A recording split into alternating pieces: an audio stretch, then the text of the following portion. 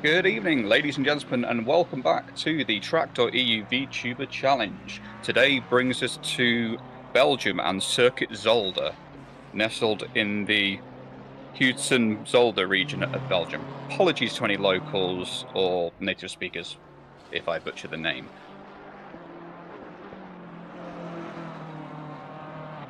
Yes, round two. Had an interesting opening start to the season, with a lot of both expected and unexpected events sort of setting an early, potentially an early phase of the season as our drivers, both returning and new. However, I think soon it should be time to go over our current point standings after a single round, because it could stay that way for the entire season, or things could change. Albert, would you like to take over? I don't think Albert is here. Oh, But obviously. apologies. I'm having a senior moment today. Alright. I do apologize. We'll be beginning with our amateur class today. On the first place with 25 points after round 1 is Renai Dreamfox.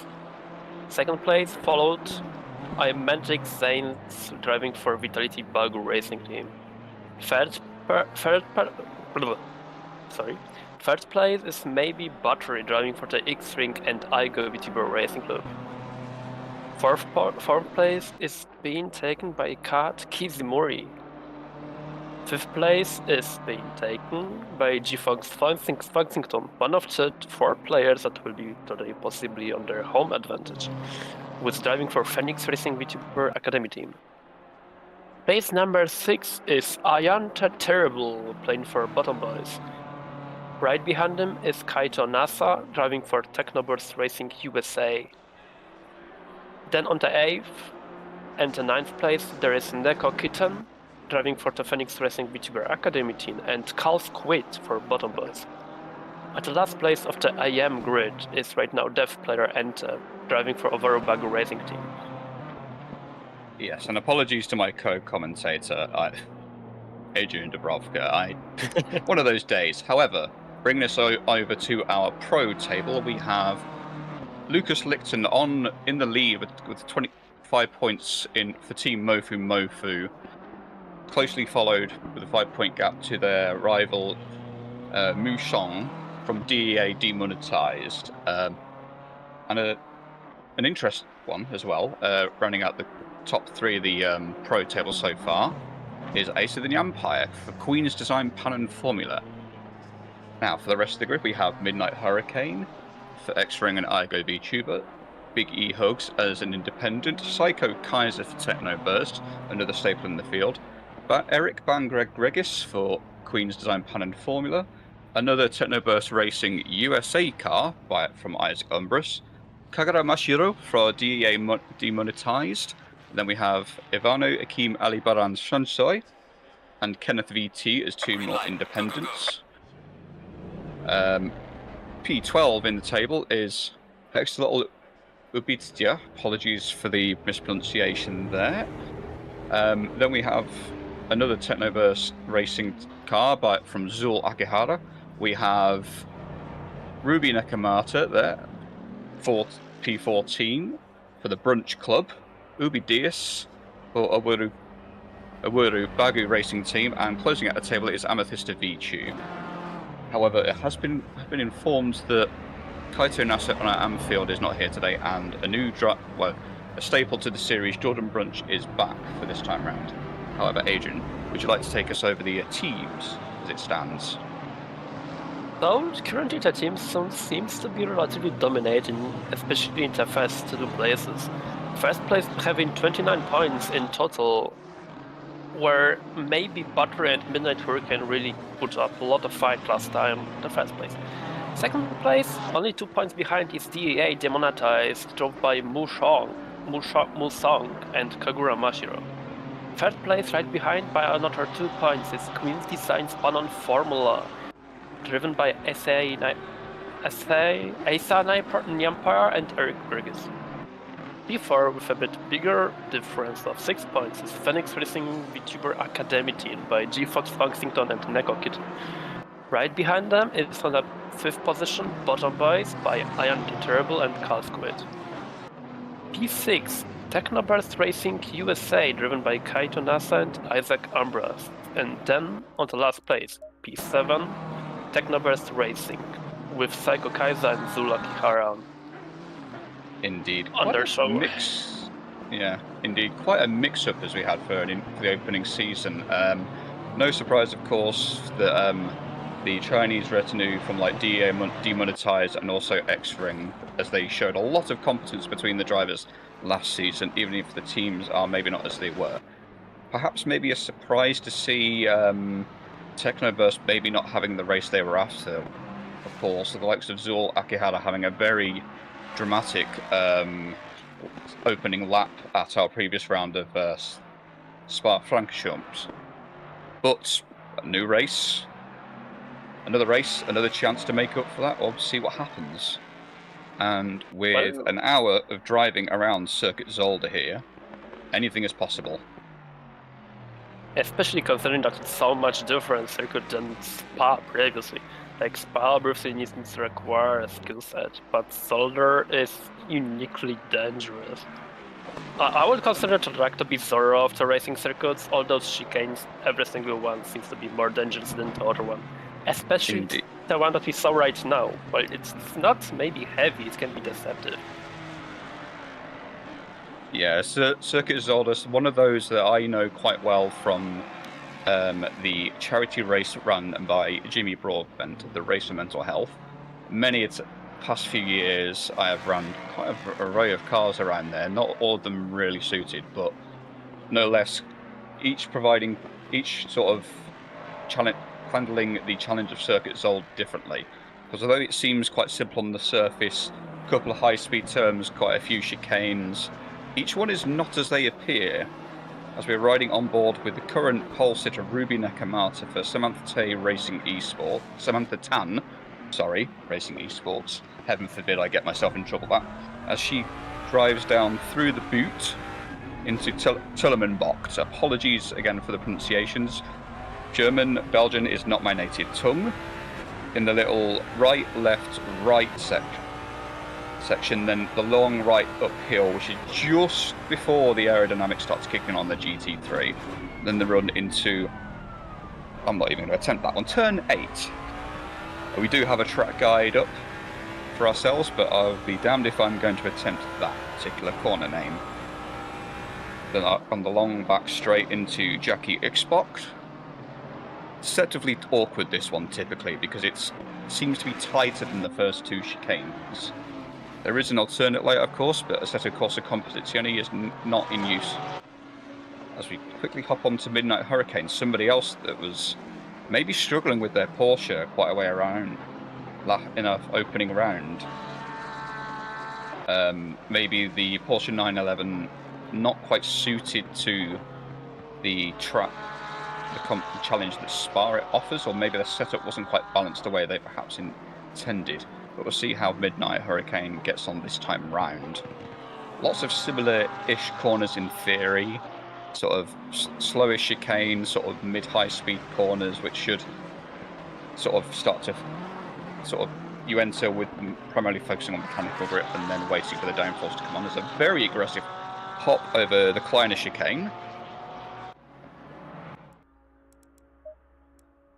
Something, of course, I know from my other experience is that the chicane in question, the curbs around a lot of the chicanes here are very aggressive. So it's all about, I think, with those particular corners, it's about our drivers finding the balance between raw aggression and perhaps keeping the car in one piece. Unfortunately, Porsche is right now the car that is at most of the disadvantage. On Spa, it's not a car that can reach very high top speed, so this is where it's losing. And in here we have another spectacle, meaning the chicanes themselves. The carbring is especially high on these ones, and Porsche, being rare engine-natured car, is going, I don't know how to lightly put it, to suffer essentially on those corners. It will be of utmost highest priority to avoid those. Yeah, I know there was a brief conversation between us in the commentary booth, apologies, about the any strengths and weaknesses particular cars might have around here, and although it is said that the front engine cars may have an advantage due to where the weight lies, i.e. over the front end, and seeing here that even Lucas Lichten in the fellow Porsche 992 also struggling to get the car turned in, it doesn't help us in qualifying that you run a lighter fuel load to maximise on performance.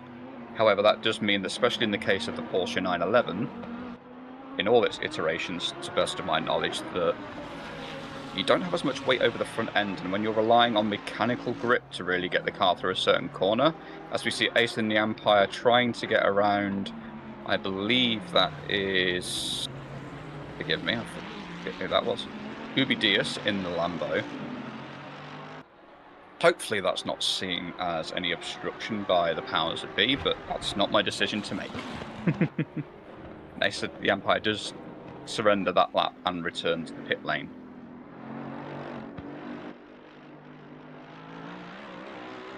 Still 12 minutes to go, they will be finding probably a lot of things that change in the car in the last minute.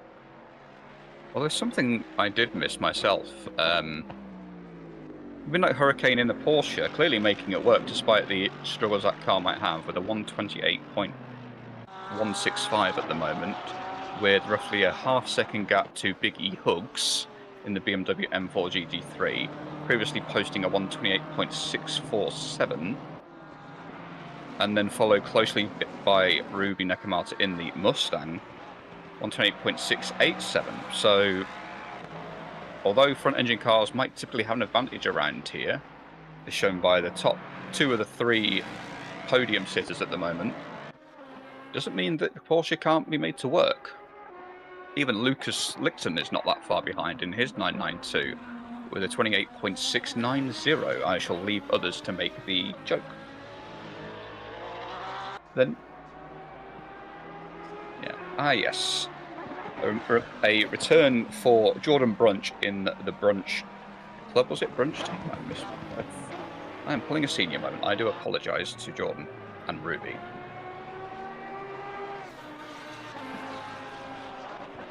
But yes, Jordan Brunch taking the Reiter Lamborghini out and around Zolder for this season. Certainly an interesting choice for sure, but we'll see how it plays off for him. We already see a few times how much Reiter in a good hands can do, especially when we are looking those at people like Mike Dieringer. That's true from some of our other events. No doubt that Reiter in the right hands is a very capable machine, and Jordan has done nothing but improve since starting Vtracc. Jordan is quick. The thing is, Jordan is quick, but somehow he's always lacking this thing, you know, that makes him win. He just can't find it, that correct spot. Maybe this race. Yeah, as we are seeing here right now, he is on P2 of the current RM standings in current qualification session. And speaking of the other AM drivers, maybe Battery in the BMW M4 GT3 puts themselves in P5 overall, but pole for the AM field with a 29.197. Clearly, maybe Battery really knows how to make that BMW move. Because I don't even think I'd be that comfortable around here in that car, and that's a car that I know very well. But yeah, quite an interesting gap. The rest of our AM field, like we said, Jordan Brunch second as it stands at the moment with 9 minutes to go. A 30.565 is their best lap so far. Kat Kisimiri in the Nissan GTR at 30.9.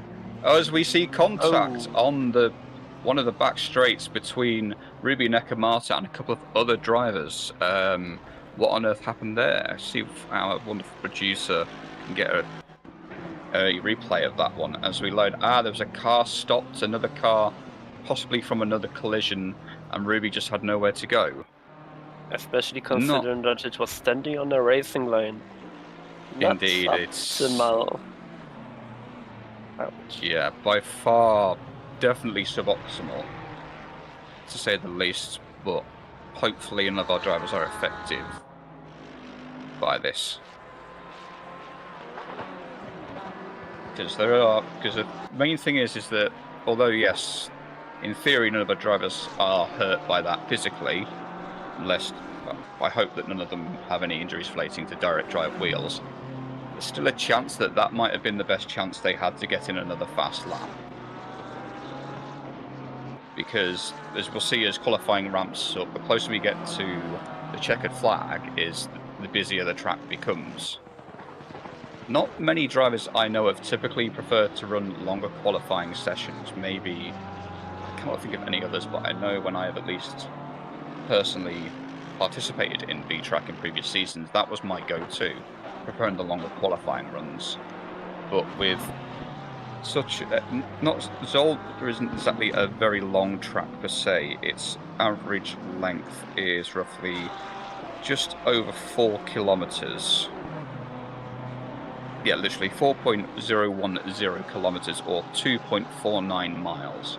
So there's a lot of cars, 24 cars to fit inside and not a lot of space. And there will not be equidistant gaps between them all.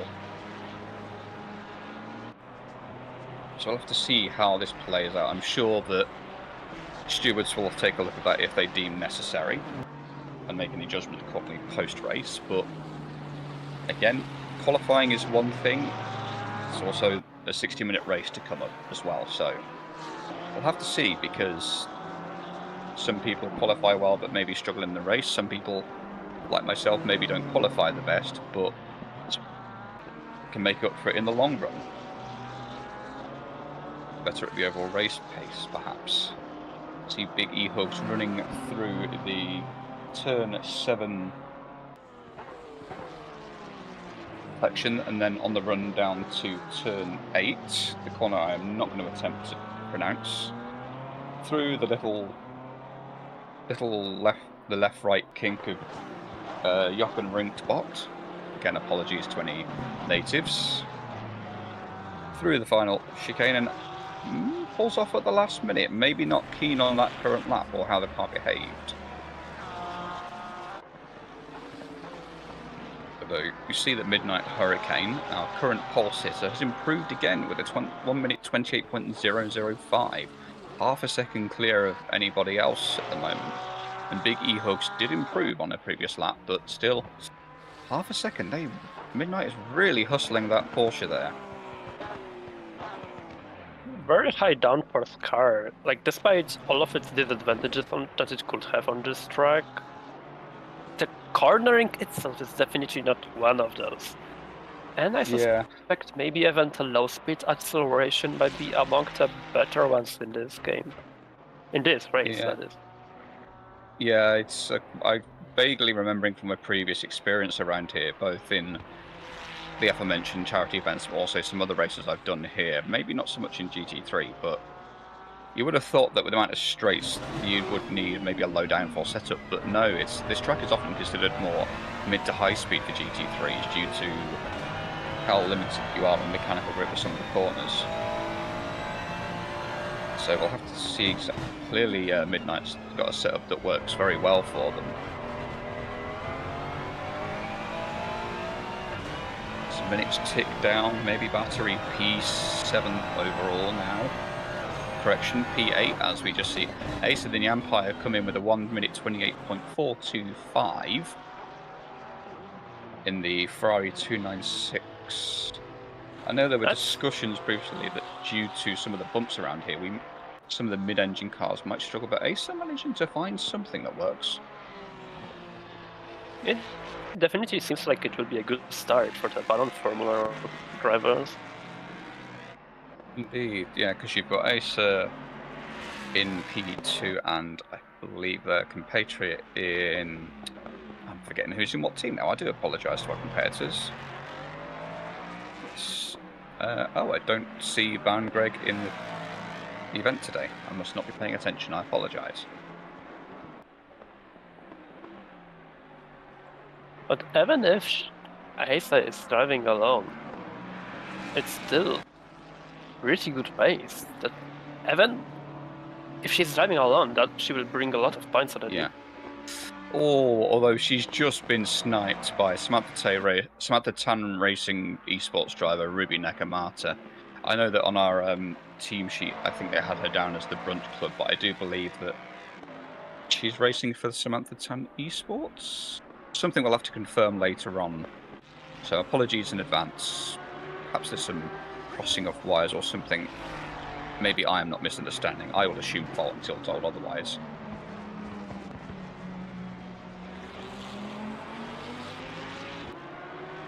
Kirihara is right now doing almost half a second.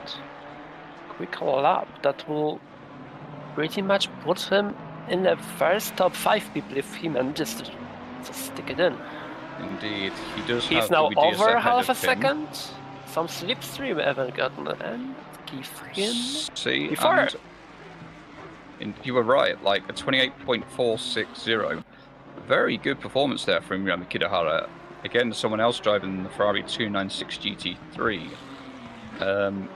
Car that is said for some to be a bit like a prototype in Assetto Corsa Competizione, and also somewhat in real competition with how its body is constructed, removable panels and such, rather than a more traditional bumper that you see with more typical GT3s. Just like the BMW that we see of big E hooks there, going over the crest, down through the boot, into Telemann Bocht, and there's contact between them, and not the way they wanted that qualifying lap to go. Biggie was really making up his time as well in this lap. Yeah, that's going to be an unfortunate run, but he does have a minute and a half to maybe see if he can get another run in, depending on their fuel level. So that's the thing, it's with a 1 minute 30 lap time, roughly.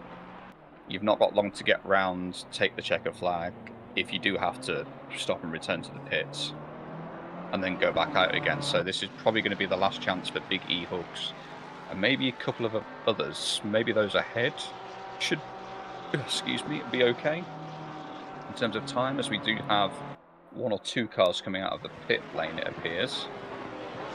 But we'll see what happens. Again, Ace of the Empire still giving it all she's got. Very aggressive through the Kleiner chicane in that Ferrari 296. Taking advantage of every track limit you can. Some will say, oh, why do racing drivers do that? It's what they're paid to do. They're paid to find every small advantage they can and take advantage of it. That is exactly what Acer is doing, although not currently down on her last time, if I'm reading our Delta information correctly. If I was reading to Delta correct, as well, we could notice one thing. Biggie Hacks have the first sector figured out. He's doing like, well, he was actually do like a half-second quicker lap up until that crash, and up until he made some mistake that cost him his time. Yeah, we will see how it will turn out to be race.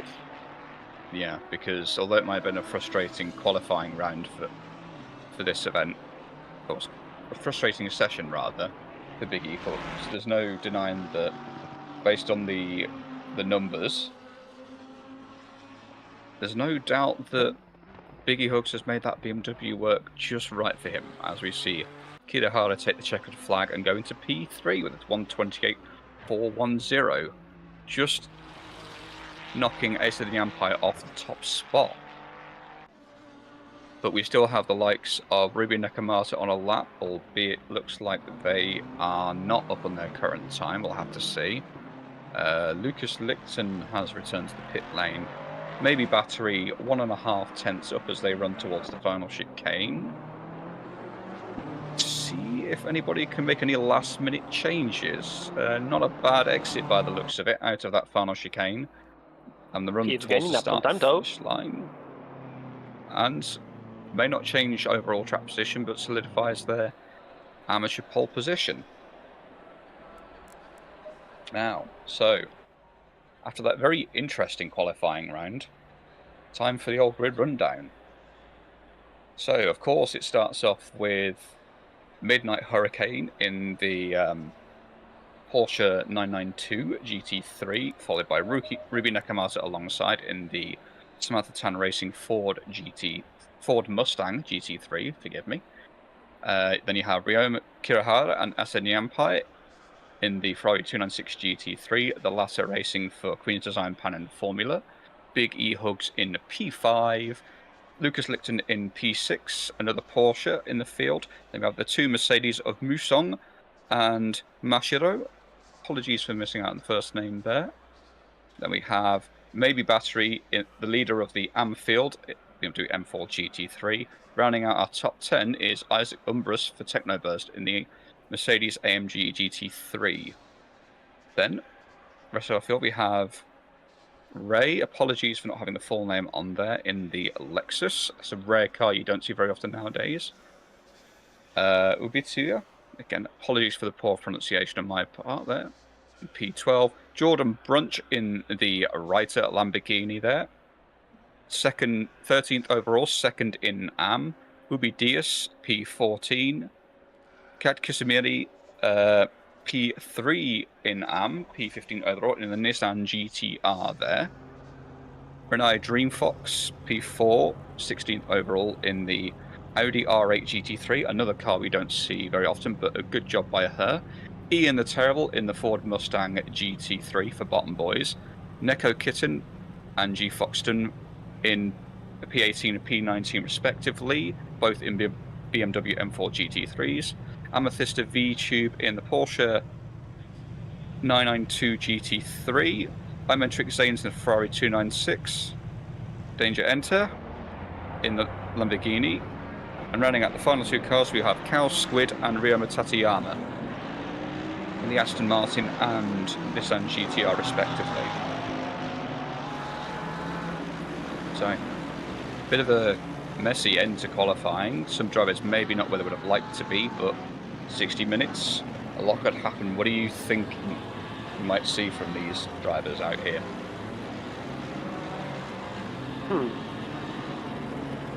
It's really hard to say if you are not in the skin of the drivers themselves. You can definitely expect that they will be using advantages of their cars, especially the ones driving with the likes of BMW or Merc. So I suspect chicanes will be essentially king of the hill style of fighting between the drivers. Some will be definitely using some hotter corners to their advantage, but I guess we will see soon enough. Yeah, I'm still pleasantly surprised that Midnight Hurricane was able to make the Porsche quite so competitive around here. Like, by no means is the Porsche a bad car. It is a good car, but it's definitely its unique layout is versus other cars, which are mostly either front-engine or mid-engine cars. Porsche being the only rear-engine car pretty much on the market, to the best of my knowledge, at least in racing form. At least in GT3, I should say, to the best of my knowledge. It's definitely not a car for the faint of heart. Also shared with the likes of Lucas Licton and further down the field, Amethysta VTube, so definitely ambitious for some, but if it suits their driving style, then by all means our drivers must know how to make it work to the best of their abilities. I guess we'll be needing to be hopeful that they found that magical ingredient to make it work on the track like this. Definitely, because you always like seeing Porsches. They're always somewhat in the minority, but they always manage to surprise you. Yep, as we can go double file now in the final back straight for the Jackie Xbox chicane. Before we take the green flag for the round 2 of the Track.eu VTuber challenge. So it's Porsche, Ford, Mustang, Ferrari. But how will the race finish up? So we roll down to the start finish straight. For our wonderful marshals to wave the green flag, and away we go. Confident start by Midnight Hurricane. And keeps their advantage through turn 1 with Ruby Nakamata. And we see more contact between Edison and the Empire and the Mercedes there. More chaos behind us. We see more contact between the drivers, but a clean start from the likes of Midnight Hurricane, Ruby Nakamata,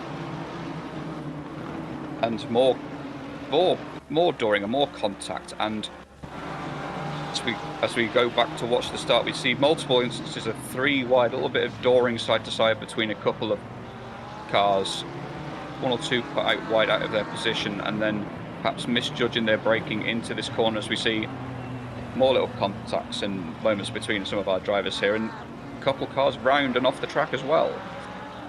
Maybe not the start some have wanted, but... those it feels like it's the second corner that always brings out the most of the trouble. Not the first one, for some reason. For Yeah. the first one, usually people are more than Yeah. cautious enough, not too cautious. Yeah. Definitely On not an the ideal start for the likes of Musong.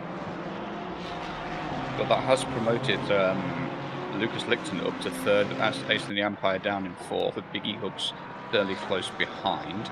But yes, we were noted, as you can see on our screen here, Ubi Diaz and Ian the Terrible do have a drive-through for a start infringement.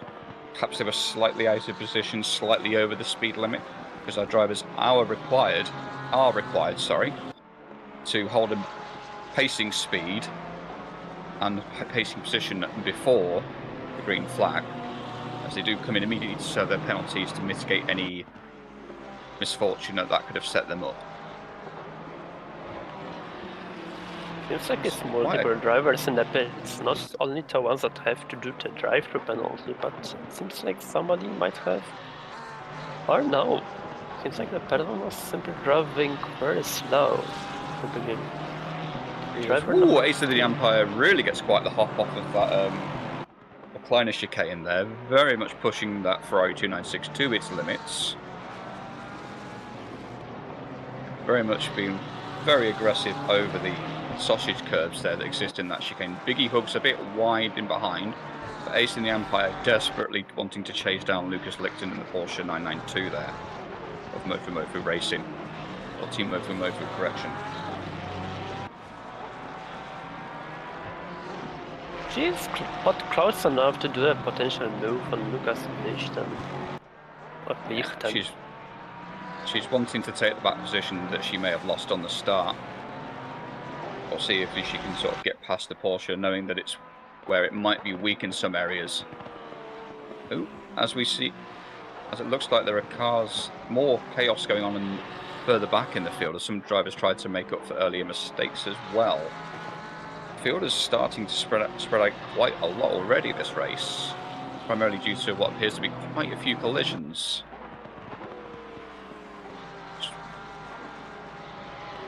If we can get some potential views of that later down the road, but for the time being, start of lap 2, we have Midnight Hurricane maintaining their lead with roughly just over half a second to Ruby Nakamati behind in the Ford Mustang. Then we have Lucas Lichten in third, roughly 2.5 seconds back, very closely followed by Ace in the Empire. Still looking for very close on the rear of that Porsche. P5, we have Biggie Hooks, a little bit further back than maybe they would have liked for the start of the race, but still within fighting distance, one would argue, if they can nail the corners over the next couple laps to shrink the gap. Then we have our AM leader, maybe Battery, another BMW M4 GT3, E6 overall. Not too sure if they were caught up in any of the start mischief, as it were. Then we have some more of our pro drivers behind.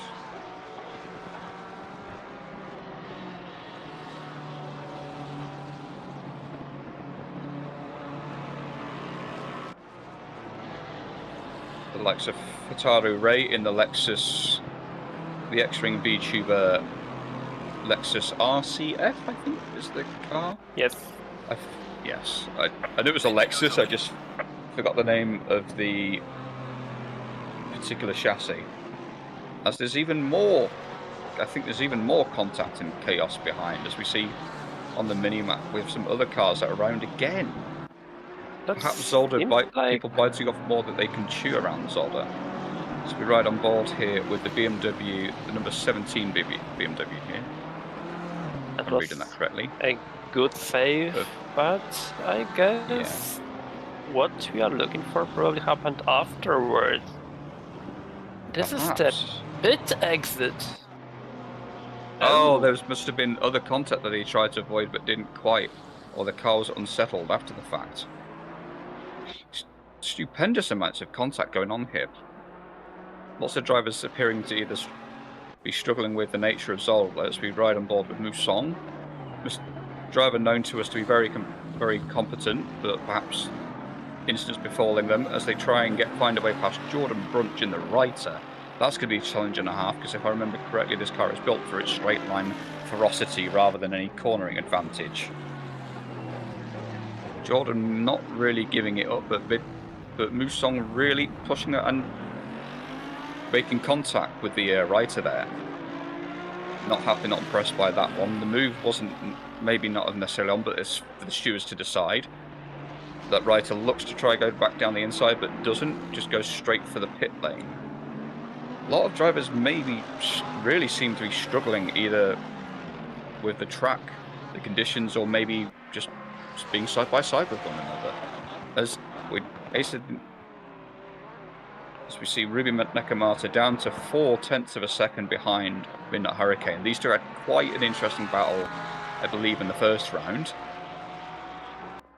So we see how the Ford Mustang bears up against the Porsche 911. Pride of Stuttgart versus the Detroit Demon, I guess, because I couldn't think of any other superlative to apply to the car. So we'll see how the battle develops between them. So we have like Corner Master versus the drag racing car, essentially. Isn't it like what they used in the past when Detroit was like a city of Motor Nation? Like setting up at like midnight on the streets, waiting for the green light to start up, and then launching their Mustang versus Camaro race. I believe so, yes. Although I believe that the Ford Mustang GT3 is built in partnership with multinational firm Multimatic, known for helping and building various race car chassis around the world. As we see, a Nissan GTR off there as Ruby and that pass on by. Ooh, that was some very hard braking there. Yeah. Although I did spot the Ace in the Empire is now down to P8 when she was previously chasing down Lucas Lichten. So a lot of shenanigans that have gone on here. Drivers really, I think, struggling to deal with a combination of the car, the track, and each other. But you see Ray and I seen it right. Ray and Mashiro were in a relative no man's land like 2 minutes ago, and now they have suddenly people behind them. I strongly suspect it was something in front of them that caused them to lose that advantage, because having nobody around you can be used to a great advantage, but they for some reason lost it. Maybe. But at least between Battery and Ray, both are X-Ring drivers, so perhaps there could be some teamwork in effect there. As we see the Mercedes there trying to go down the inside of Lexus into turn 1.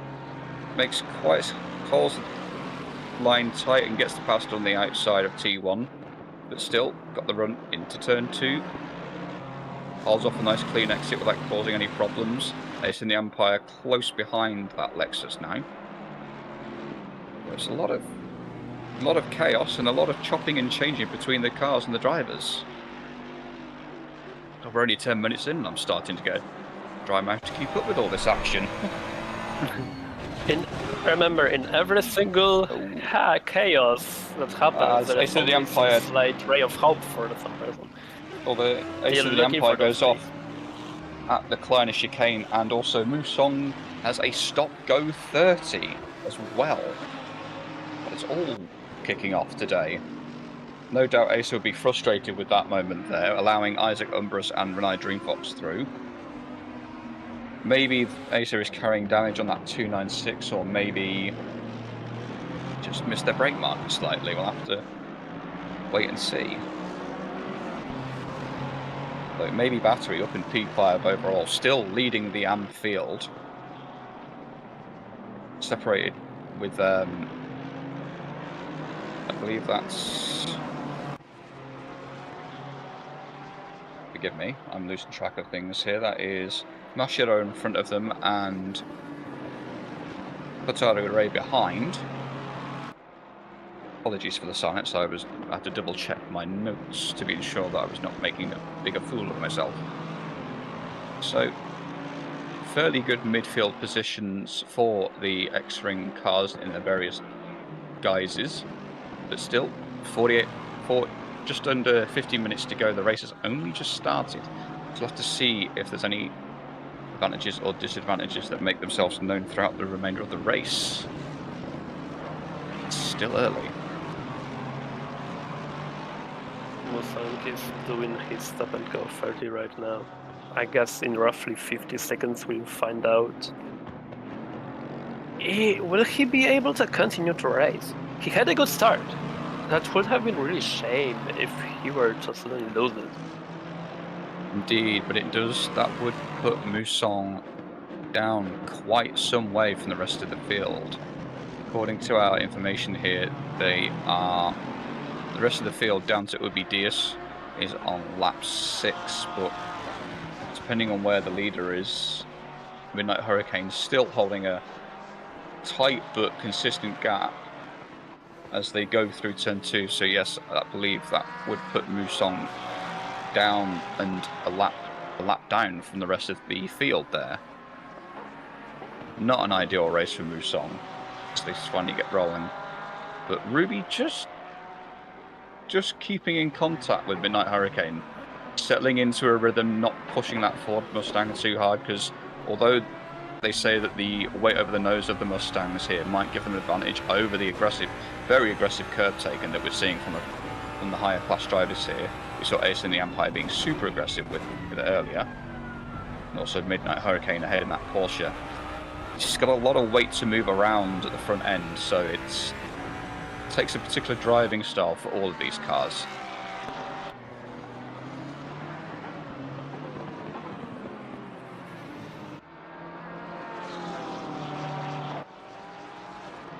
Perhaps due to the shenanigans that have befallen Ace in the Empire, Biggie Hooks is now up into P4.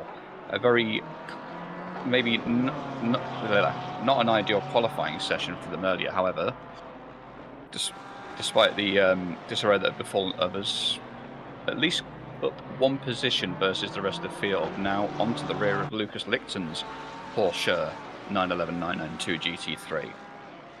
So it's again another front engine car versus mid engine car for the top four drivers respectively.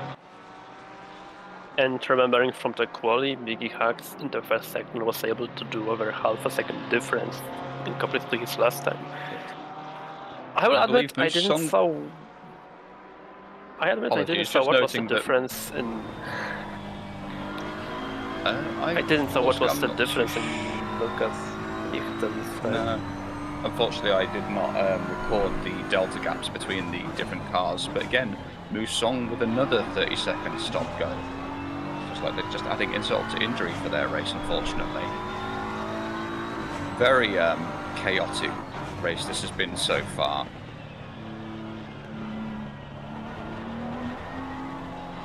Ooh, excuse me, I do apologise about this. But first 15 minutes are over, drivers should start settling in.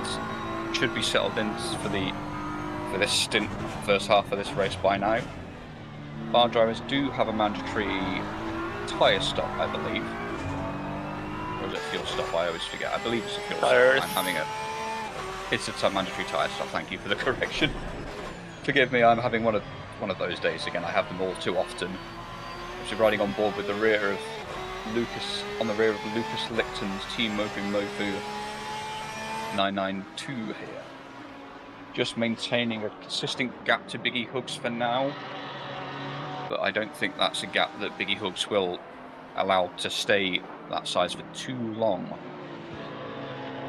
Especially considering another characteristic of Porsche, namely the tire wear.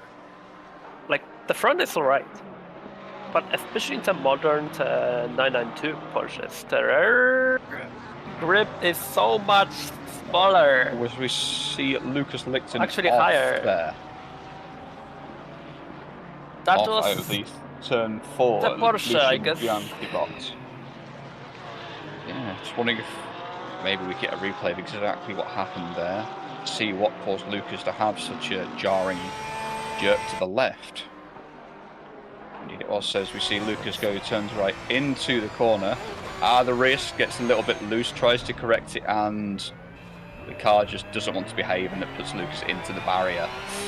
So that's one of the questions. It can happen to any car, but one thing I've noticed more often than not is that happens a good fair amount to the Porsche because of how the car's weight balance is designed. It's rear heavy, as the fuel burns out, the nose gets lighter, so it can unsettle the car quite a lot. Although one pleasant surprise for at least one of the Technoburst teams is Isaac Umbris running up in P8 overall at the moment. Isaac, one of those that usually prefers a quiet race, although might have been caught up in some of the turn one chaos. As we see, I believe that is Neko Kitten coming in for their pit stop early, maybe for damage, I'm not too sure. But yeah, quite a spread of the field between our Prominent and Class as Ubi Diaz is round and possibly the most awkward spot imaginable there. Not too sure what happened there. All we see in our replay, unfortunately, is that Ubi Diaz was around at that point. Perhaps contact or perhaps the Lamborghini having a loss of rear traction.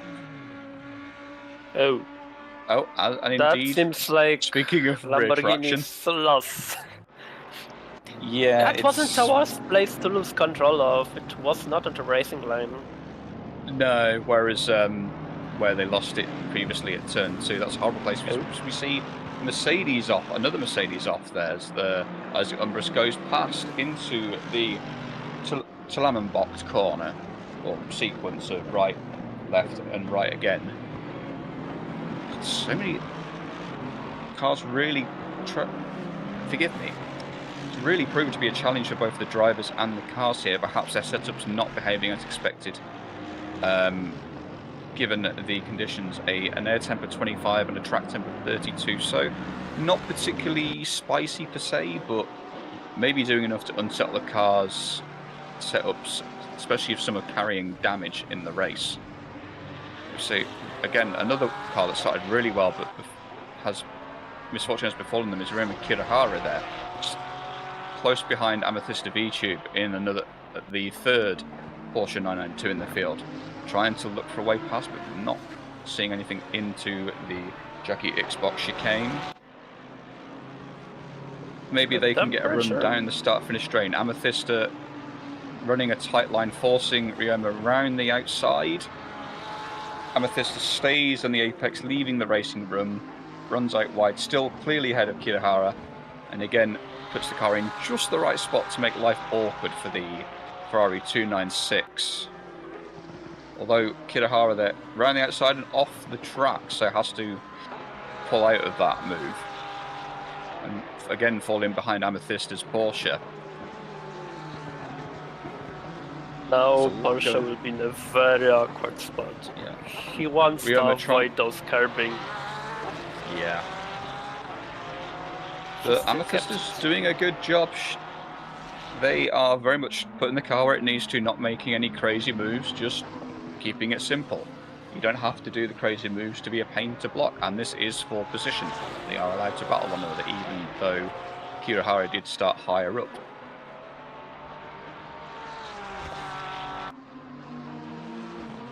But regarding the temperatures, it might get harder because the weather seems to be improving.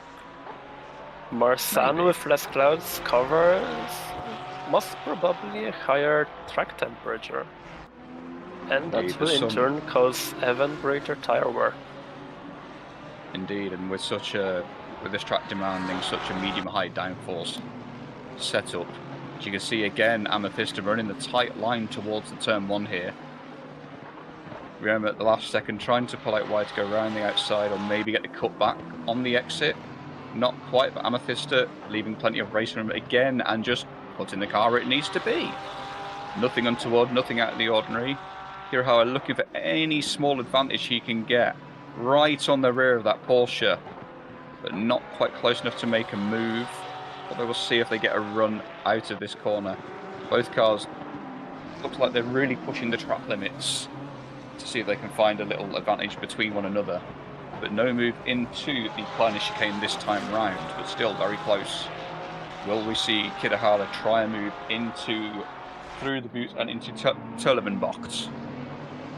Not quite. Perhaps Kitahara has cooled off for the moment to allow his tyres to cool down, maybe. Lots of close fighting, despite all the contact that we've seen early on in this race between our competitors here. Could it be that it's those contacts that cause them damage to provide for such close racing? Potentially, but the idea is that nobody goes racing with the intent of, you know, damaging their race car. But it's definitely noticeable in something which does have as much downforce as a GT3, that, especially in the higher speed stuff, where you will struggle, again, Amethyst are doing just what she needs to do. Kirihara going right out to the racing line to try and swoop round, maybe seeing if he can get a slightly tighter apex, but doesn't quite make it work. As we get informed that Ace of the Empire has received a drive-through, I would assume, for track limits with how aggressively she's cutting the curbs in Turleman box. So definitely something I noticed earlier on is that during qualifying, that Asa was very aggressive with some of the track limits there, so perhaps maybe she was taking advantage maybe a bit too much, and the stewards are like, I don't think so, Sunshine. The stewards will be strict over things like that, and it is automated. So there's no one you can go and argue with over things like track limit violations. Although again, we're back on riding as Amethyst gets very, very wiggly through the second right of Turleman box. Up the hill we go, just causing Kitahara to let off the gas a little bit so they don't end up in another collision. But these two still trying to find a way past one another. Ryoma Kitahara had a very impressive qualifying, of course, putting themselves up into the top 4, but perhaps due to the start shenanigans, which unfortunately we haven't had a chance to review. Again, forgive me, as Kirihara again looks to try and go around the outside of Amethysta. Amethysta leaving the space, but doing just what they need to do. Put the car in just a spot to make it awkward, but not make contact. Again, quite tight into turn 2, 3. Side by side. There's a little bit of contact, I believe. They're not sure if that was netcode or if that was just a little bit of sliding from one of the cars. To double check with that one. Kirihara trying to go. It's a lot of certainly this defending is certainly just putting your opponent where you want him to be. And Amethysta is like one of the better people at it. Yeah, as we see a car round off there, I believe that was yes, excellent Ubitia. See what happened there on the replay as we saw Amethysta and Kitahara fly past them. Very nose to tail still. A little bit too aggressive over the curbs, and the curbs do bite. So it's a self-inflicting penalty, that one, even if you do get a cut track warning for it, because not only will you get the warning, you'll get put off the track. As we see some of our other pro drivers now start to make their pit stops as well, sort of close to as Kirihara, a bit of a late pit entry there, but deciding rather than battle Amethysta on track, they're going to take their pits early, perhaps try and get some damage repairs. Why do I suspect a possible drive-through from this one? Hopefully not, but that looked very, very fast on entry. I do not have any numbers up myself, but that looked very speedy on entry. Replay not quite catching the moment, but it certainly looked, at least on the surface, but we shall find out once Ryoma exits the pit lane after their pit stop.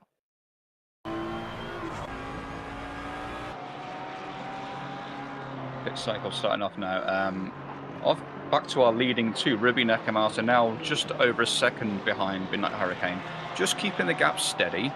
Sometimes the races are not all about constant side-by-side battling. Sometimes it's about managing the pace, managing the car, managing the tyres.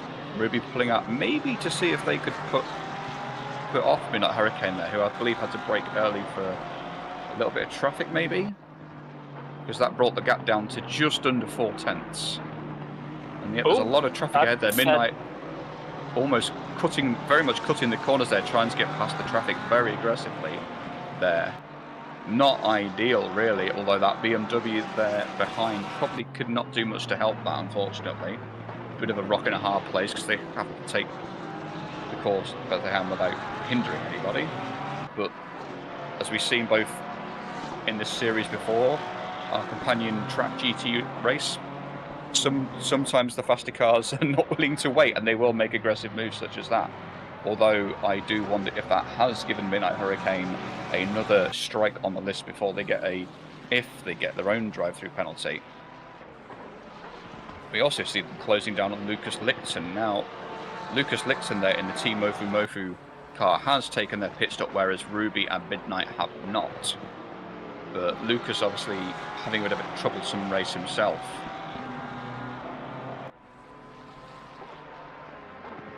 See how things play out. And apologies for speaking over you there, Adrian. I was on a bit of a run. Don't worry about that. I do have a bad habit of doing that. You certainly have a bit more to say than me. So.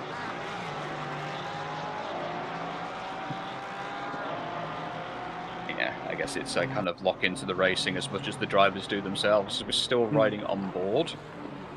Some of the gaps now have all been chopping and changing as we see the other drivers come into the field. Renai Dream Fox currently in the lead of the field as well in P6 overall, but they are also yet to take their stop. But yeah, Ruby Nekamasa, Midnight Hurricane still vying for the overall lead. Still within the second, a little bit of evident flowing, giving and take. The Porsche has its advantages, and then the Mustang has its advantages in different corners. Oof, excuse me. Seems like Ruby comes in for her pit stop early. Looks like Ruby will be trying to undercut, well, overcut, I guess, Hurricane on that bit. I think it would be a case of maybe an undercut for Ruby, but we'll see how much longer Midnight Hurricane goes, because they did have there's a 1 second gap between the two of them, give or take, but to see how things play out, because I believe it's, 30 seconds for the mandatory, for the full service in our pit stops here. Maybe what Ruby is hoping for is that the traffic will slow Hurricane down enough for her to come out of the pits and potentially catch up or maybe even overtake while Hurricane is sitting back.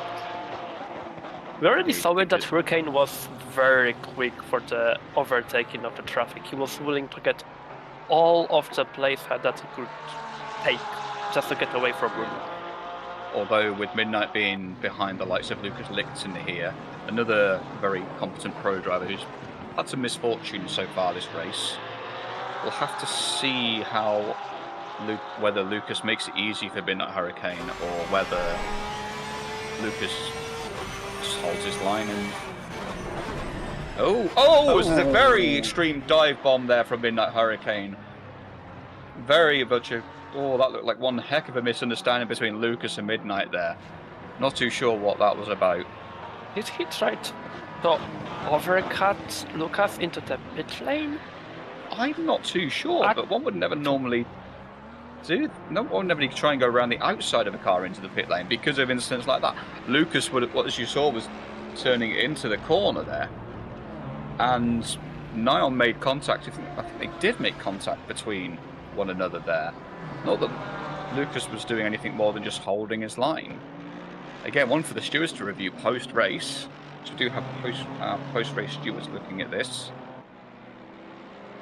But yeah, that was certainly an eye-opening incident, and not what either Hurricane nor Lucas would have wanted. As couple of our other drivers come in to serve their mandatory pit service. Biggie Hubs takes the lead, quietly minding their own business this race, even if they've sort of been near some of the incidents, with Machado behind them, as we see contact between 3 cars at Amethyst of VTube, I think, maybe Battery and Ryoma Kirihara, if I'm seeing that correctly. Again, more contact.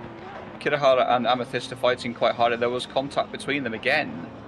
And Kirihara unfortunately goes round right in the middle of the chicane, and oh, it's a questionable rejoin if I'd ever seen one. Okay, trying to turn that Ferrari 296 round. Luckily, Biggie Hugs was very aware of the circumstances and showed some patience and understanding. I can see what he tried to do. He wanted to get off the racing line, but I don't think it was the way how you are supposed to do that. No, it's. But there was a lot of lag involved. Especially because I feel there's going to be a lot of work for our stewards to do today.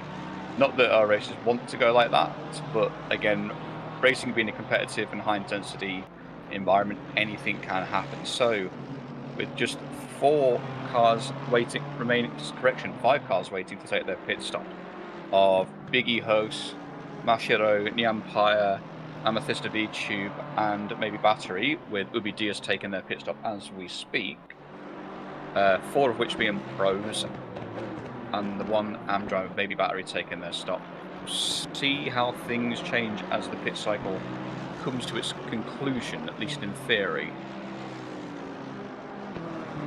Well, it's showing, at least on mine, that maybe Battery is a lap or 2 down? I hope I'm not misreading stuff. It wouldn't be the first time so that I've done that.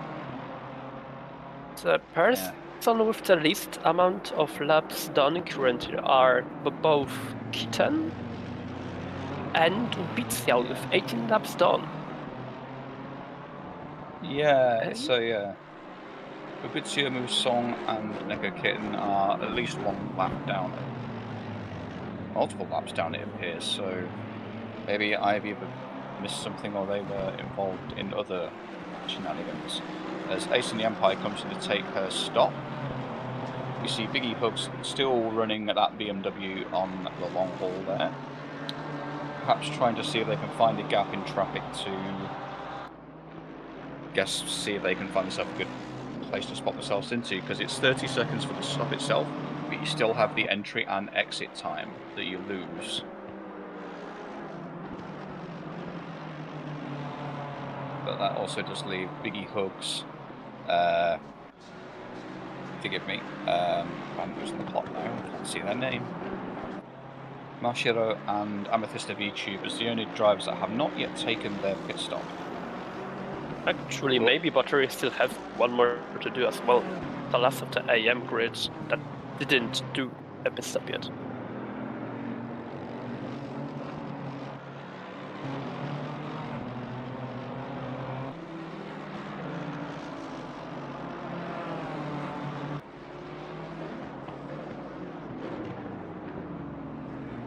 Okay, that was a good idea to slow down there before this corner for the possible overtake maneuver. Yeah, sometimes it's not always about sending it on the entry. Sometimes you can get a better overtake made on the exit of a corner. So you can maybe a bit slower, get your apex a bit better, and it gives you a better run on exit of the corner. But we'll have to see how things are going to play out as Midnight Hurricane and Ruby Nakamoto, again, within roughly a second of one another, with Kat Kisamiri there behind, I believe 1 or 2 laps down on our pre-stop top 2, currently P3 and 4 overall. Big E Hug still going round, but Mashiro taking their pit stop as we speak. So in theory that should promote Midnight Hurricane and Ruby Nakamoto back into P2 and P3. Unless Mashiro manages to get out of the pit box before, probably not, as they've just stopped in the pit stop now. No, but there is another car seemingly driving out of the pits, if I'm not. No, the other car had stopped as well. So it should be a clean air for them for another lap. And as Biggie Hugs is yet to take their pit stop, although they do have a 32-second gap between from Biggie Hugs to Midnight Hurricane, I believe. Correction, a 50-second gap. That means Biggie Hugs, if he's played his cards right, might come out involve himself in this battle between Midnight Hurricane and Ruby Nakamata. We'll have to wait and see. Most probably he will drive out literally right behind them. If that's the case. Yeah. So 24 minutes. 24 minutes time for more mistakes, more dives. Maybe more master plays.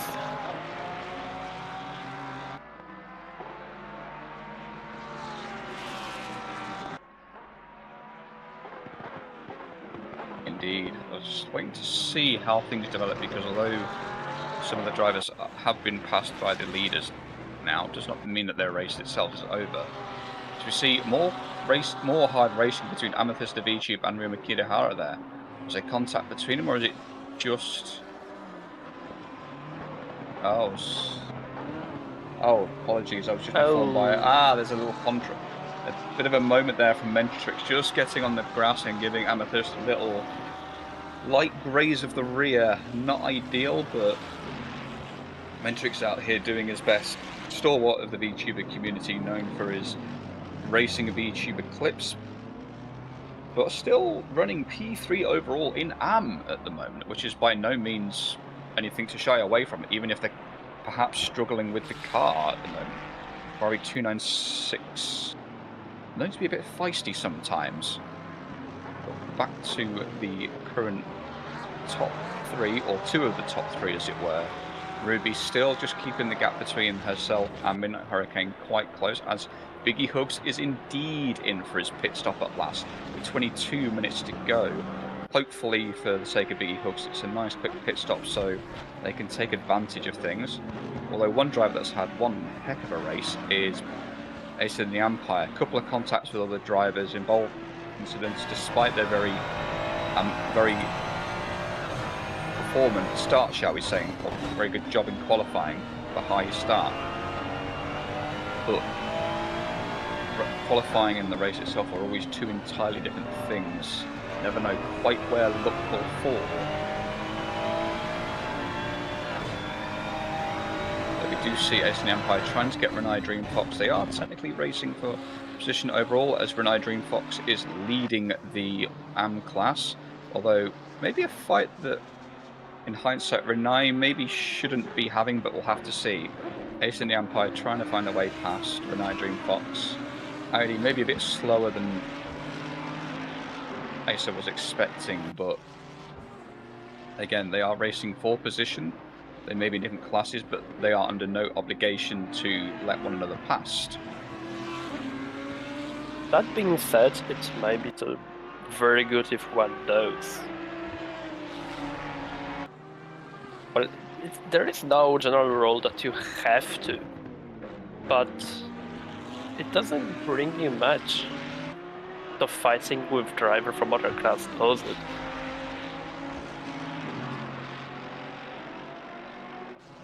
Especially because it causes even more danger than it usually really needs to be. And I don't want to say much, but it's Audi in front. We already seen nature of the Audi a few times, how it handles under the brake and in the corners. It is a very treacherous car. But despite it, seems like that was Renai Dream Fox did let Acer through to probably save up some time.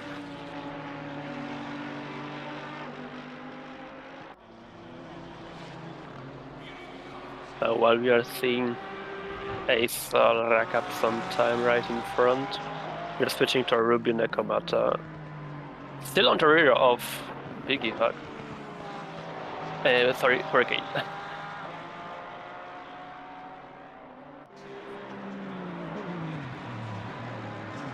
Entering the first chicane of the track. Both of them keeping the cars on the track, jumping around.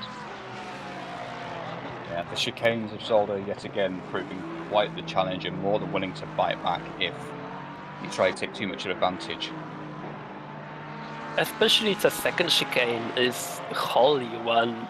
If I'm looking at how its name is, it's like Holy Sacrament. Indeed, looking at some of the way it treats other cars, it certainly has could have some quite biblical reactions to some of the events we've seen here. Although,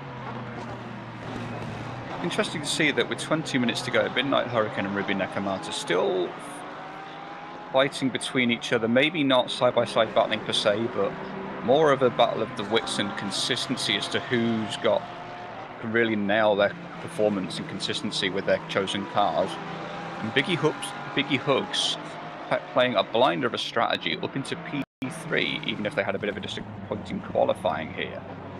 Just coming through the final chicane onto the start-finish straight, ahead of Lucas Litzen there. Another car that's had a bit of a spicy start and a bit of questionable qualifying, perhaps. But say for Biggie Hugs, the overcut with a long strategy has certainly played dividends for them. Whereas because Lucas Lichten was forced to maybe pit earlier than they would have wanted, and still running around in that very damaged-looking Porsche 992 for Team Mofu Mofu. Then we have, I believe it's Kagura Mashiro, number 39 AMG Mercedes, doing a very good performance run there, and surprising one maybe for Isaac Umbris there for Technoburst USA, the 722 AMG Mercedes GT3 running in P6. Maybe not what he would have envisioned at the start of this race, but things happen. Racing is unpredictable. It can be crazy sometimes. Then we roll on down to Wataru Rei in the Lexus X-Ring VTuber Racing Club, P7. Oh, as we see, they just avoid the BMW there. I missed who that was. It's a BMW there, not facing the right way out of that turn 4 corner. Certainly would have woken Wataru Rei up a bit if they were perhaps not to suggest they were dozing off per se, but certainly would have brought some attention to them, as we see a little bit more chaos there behind. So the Empire in P8 after a P4 start. Very frustrating race for them so far. But 16 minutes to go, anything can still possible.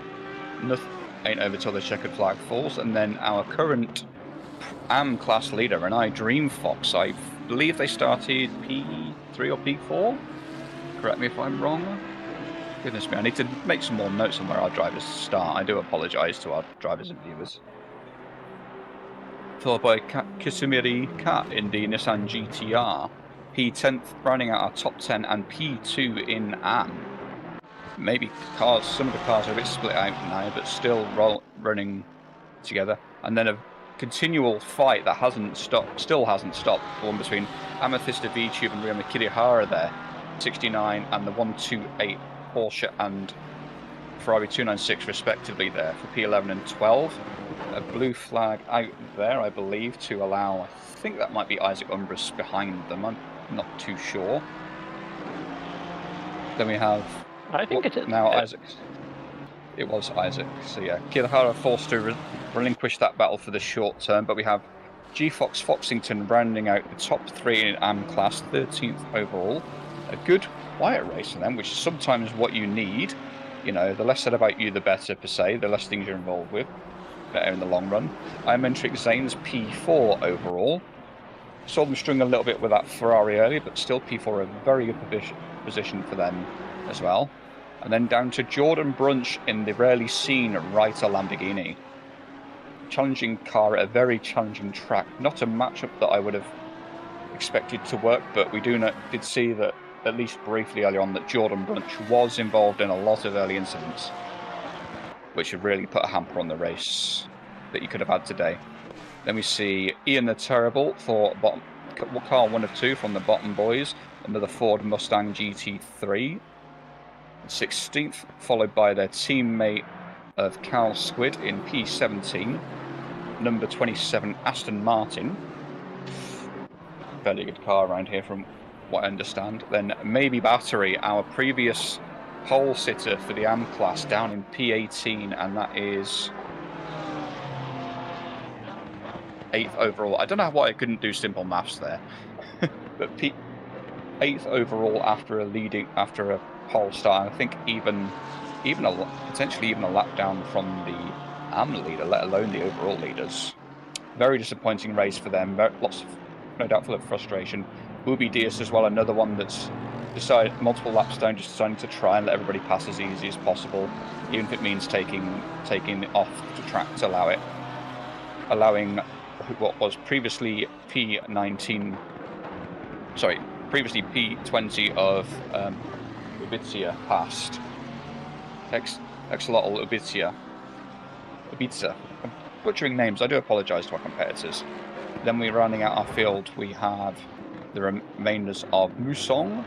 Another disappointing race for them today. Couple stop-go 30s, really putting a hamper on their performance. And breaking news, Midnight Hurricane has been pushing the track limits a bit too much, has given themselves a drive-through penalty. That should quite comfortably allow Ruby Nakamata to take past, because clearly the stewards have not been happy with the advantage that Midnight have been trying to find to stay ahead of that very aggressive, loud, screaming V8-powered Ford Mustang. And then rounding out our field, it is the Phoenix Racing Academy BMW M4 GT3 of Neko Kitten. Someone else who I believe was caught up in a lot of shenanigans today, and Midnight immediately comes in to serve their drive-through penalty. Very much a kick in the nether regions for Midnight, but the stewards are very strict with these things. Just wondering whether that would allow Big E Hugs to catch up to them, perhaps give them a little closing battle. At the same time, we kind of saw somewhat in the foreground, but only for a short bit, that we saw that Ryama Kirihara managed to do a very decent and very quick overtake over Amethysta. Apologies that we might have missed that one, but well, you didn't because you had your eyes open, but I missed that one unfortunately there. But Kirihara managed to find a way past Amethysta VTube. A battle that was going on between the two of them quite aggressively for quite some time. I know that it happened on the Boulder Bergbucht while we were looking at I think it was the sudden drive-through that we judged them. And we've seen them there for a split of a second. I see. And unfortunately for Midnight Hurricane, it's just gone from insult to injury, as due to that drive-through penalty, they are now 8.5 seconds behind Big E Hugs, promoting Big E Hugs up into P2 overall. So playing a blinder with the strategy and keeping himself out of trouble, as promoted him from P5 start, I believe, if I'm remembering things correctly, all the way up to P2, which for a race that maybe had a challenging qualifying for them is by no means, a bad way for things to stand as they are. But 10 minutes to go, anything can happen. Never count your chickens before they hatch, as they say, to use various English idioms. Only thing I am worried right now is the state of maybe batteries. Because he's still having one pit stop to do. Oh, you are right. I didn't even notice that. According to our overlay, maybe Battery has not taken their mandatory pit stop. I think he might have done, but at the very beginning, and that would explain it. Then, and in all of that, he might have forgot that there is a pit window. I know it's something that I have done myself before, is you pit before, because our pit window is 5 minutes before, 5 minutes after the green flag, and closes 5 minutes before the checkered flag falls. So you have a 50-minute window between the start and the finish to get your pit stop in, and perhaps maybe something that skipped the mind of maybe Battery as a result of the shenanigans they were involved with earlier. Although, trying to board with iMentrix's Ferrari 296 from Vitality Bagu Racing, a good performance by iMentrix. Not too sure if they caught up in any earlier incidents, but just keeping the car, keeping things to themselves, not trying to do anything crazy, just driving the car, turning their laps. Maybe a little bit wide over the exit curve, but either way, as long as the car is staying on the track, and indeed, maybe Battery does come in to serve their mandatory pit stop, although that will allow Cal Squid back up into P17, so definitely a rough day for some of the X-Racing drivers on the field. Midnight Hurricane with their drive-through, and Vtracc struggling a bit there with the television box sequence. I don't know if you mentioned it, but just after I finished saying it, maybe Battery ended up going at the pits right now. Potentially, maybe either they or a member of their team was listening and said, "Oi, you've forgotten your pit stop," because I know that that's happened on occasion. On a very rare occasion for me, it's like I'm missing something. Oh, something's wrong, right? Like, yeah, I have a bit, it's like something. A bad feeling about this. Yeah, it's the thing of that something's wrong, but I can't quite figure out what. But yeah, it's an unfortunate day for some of the. Yeah, it's an unfortunate day for some of the drivers on the field here, as the challenges of Zolder have proven to be quite substantial for some, especially the likes of Jordan Brunch, who would have wanted to make that rider maybe scream a little bit more, but it was a car that was built primarily, I believe, for Straits of Le Mans. Correct me if I'm wrong? Or sure. I only know that rider was, I think, Austrian firm that is working to this day, and they are right now working on the racing KTM. Like the GT2 variant currently, but back in the day they are essentially a group of engineers that picked up the old Lamborghini Gallardo and tried to upgrade it to modern specs. Yes, the classic. Although that does mean that G-Fox Foxington, either through a blue flag or maybe something else we might have missed, has closed up between Jordan Brunch and Vtracc Zanes. Not that Vtracc, I imagine, would be wanting to be too much of a menace. We'll have to see if Jordan Brunch can maybe find a way to get that rider past. So even with like just over 7 minutes to go, or just under 7 minutes to go, sorry, battles are still happening on track. Sometimes they emerge when you least expect them, sometimes they can end as quickly as they started. Out of these three people that we're seeing right now, seems like Vtracc instinct are worse, but they can't push too hard because there is risk of always getting the rear of another driver, but they can't be too slow.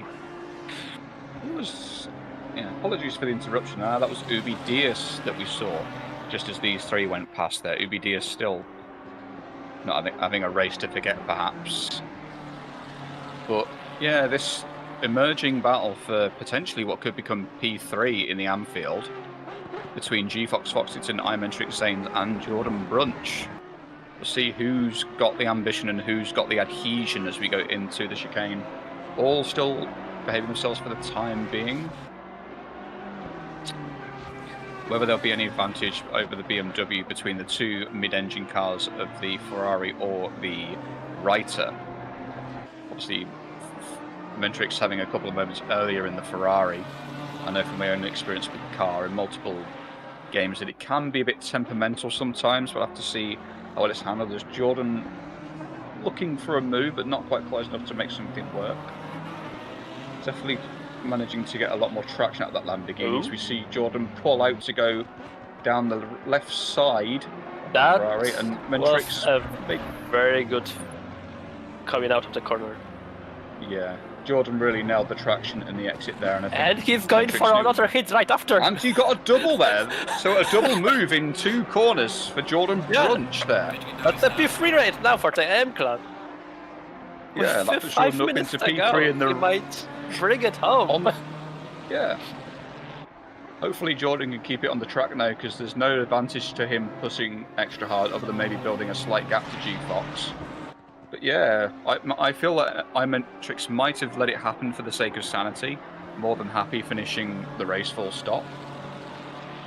But I wonder if G-Fox maybe had a bit of a traction issue out of that chicane, because that chicane has been certainly a bit of a trouble spot for some, and I know from my own experience that it can be really challenging to get the power down out of there. Well, whichever one it was, Jordan Branch already got 1 second of a gap. Yeah. The power of Ryder, it's there, it's there.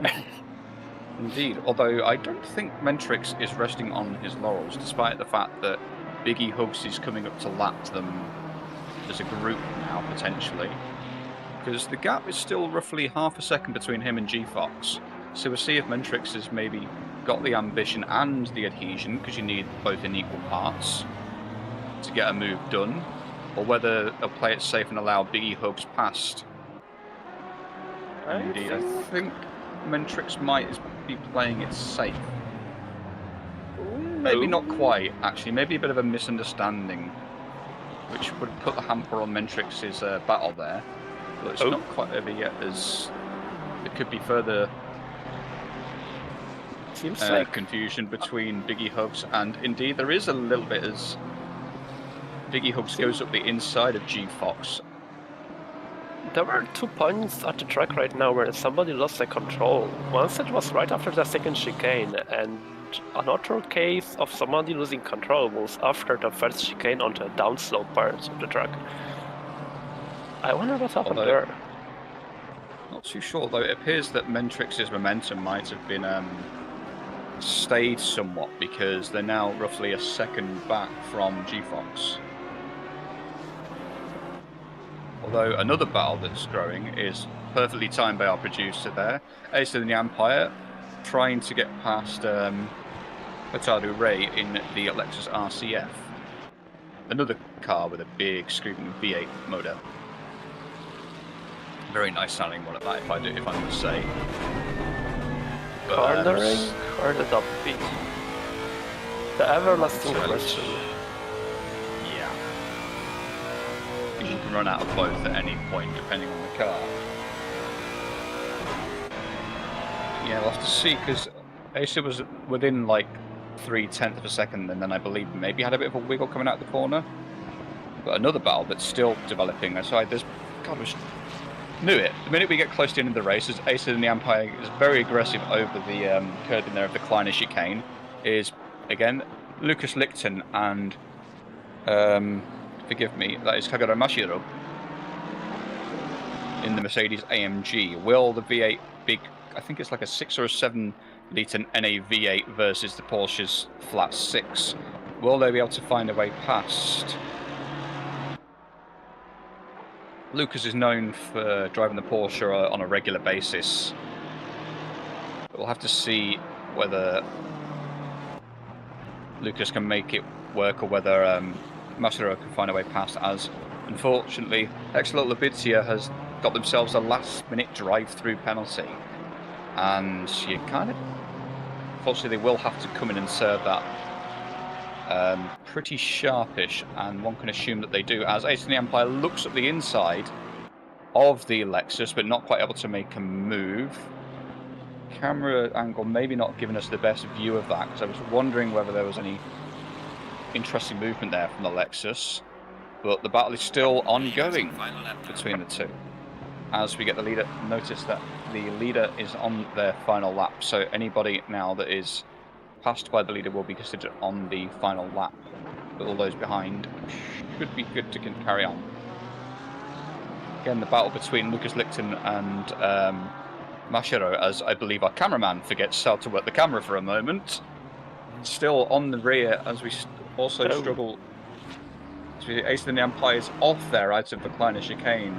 Was she a bit overly aggressive over the corners? And exactly what it was. A little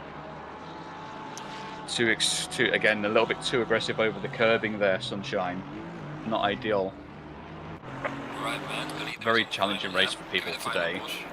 Mashiro and Lichten still within half a second, with, I believe that's maybe battery lurking in the background, but shouldn't be any of a problem to these two. And yeah, it's pretty much as things are falling. However, where is our leader sat at the moment? So I am a little bit blind today, but the working may not be dangerous. Yes.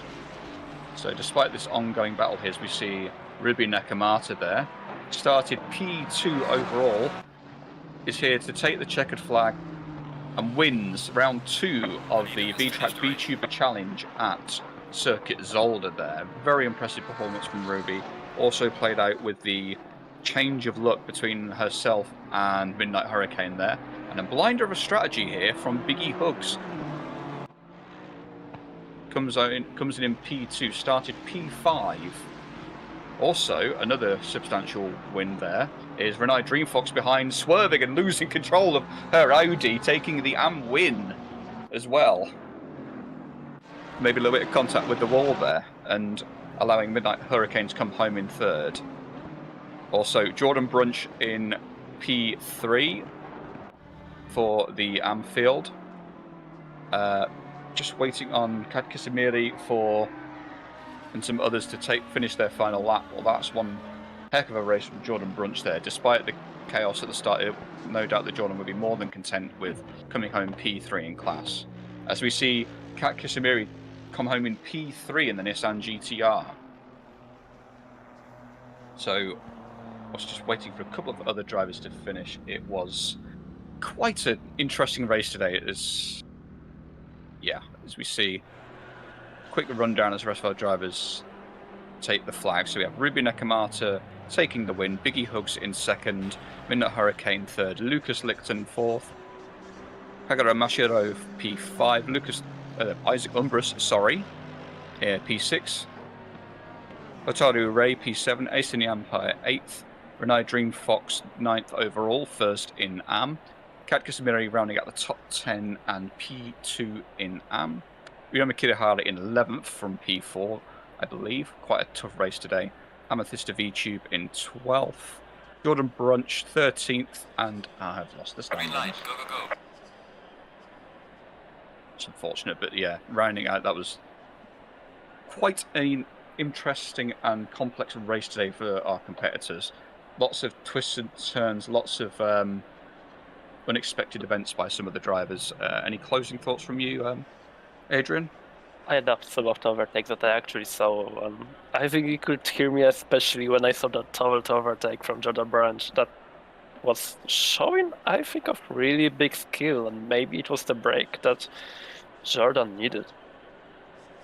Indeed, I know that Jordan's, admittedly he has won a season before, but maybe won the races per se, or had a good finish per se to get the points in the race. But I think Jordan, considering the start he had, to be more than content with the finish that he got today.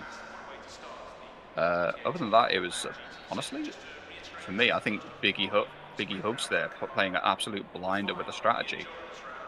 Because I wasn't expecting them to, make up for the lack of qualifying performances the way they did. But clearly the long run and the overcut worked for Biggie Hugs, allowing them to really pull out all the stops and just surprise everybody. Although I do feel bad for Midnight Hurricane in their drive-through, but as we saw with the likes of them and also others like Ace in the Empire, sometimes maybe taking a bit too much advantage of some of the curbing. But other than that, that's it from us today. Anything else you'd like to say, Adrian? At this level of the skill, I think those risks of getting drive-through penalties because of cornering are much more common. That was unfortunately the cost of racing at the highest level that there is. Other than that, I guess we'll be seeing each of you in the next week for the DGT Cup, this time on the Brands Hatch, out of all places. Week after, we'll be back to the VTuber Track the TU Challenge, driving on Imola. Yes, the return to the Emilia Romagna V-Prix at Imola. But that is all from us for now. I have been Dirty Kohai, joined by Adrian Dubrovka and Song